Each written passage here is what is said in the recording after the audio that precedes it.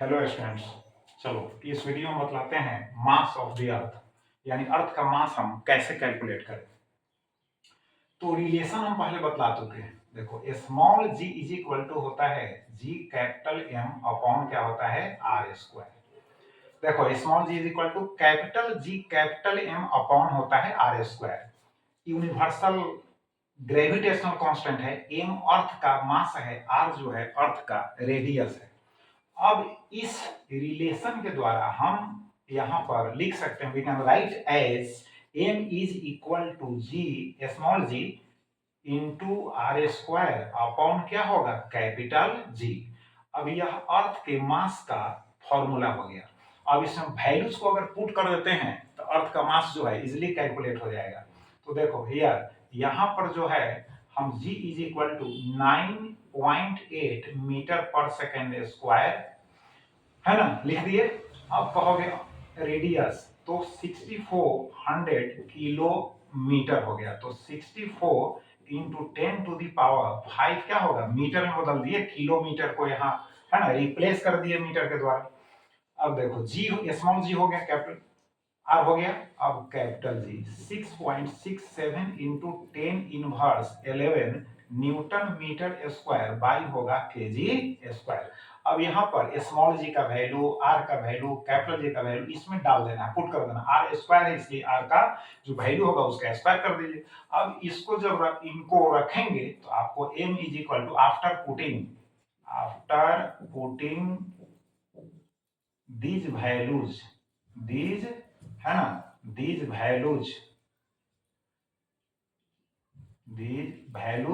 we get, हमको क्या मिलेगा, तो हमको मिलेगा यहां पर आपको m is equal to 6 a equivalent बता रहे हैं। m is equal to approximately समझो, m is equal to approximately 6 into 10 to the power 24 KG मिलेगा। बात समझ गए, ये अप्रोक्सीमेशन है।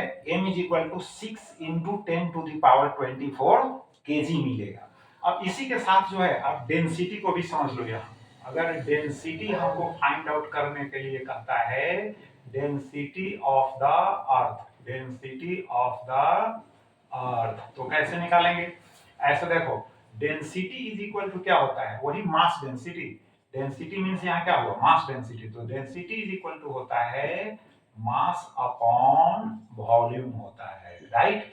अब डेंसिटी को हम रो से लिख देंगे तो रो इज इक्वल टू हो जाएगा एम, अब बाई हो जाएगा वॉल्यूम, तो वॉल्यूम हो गया v।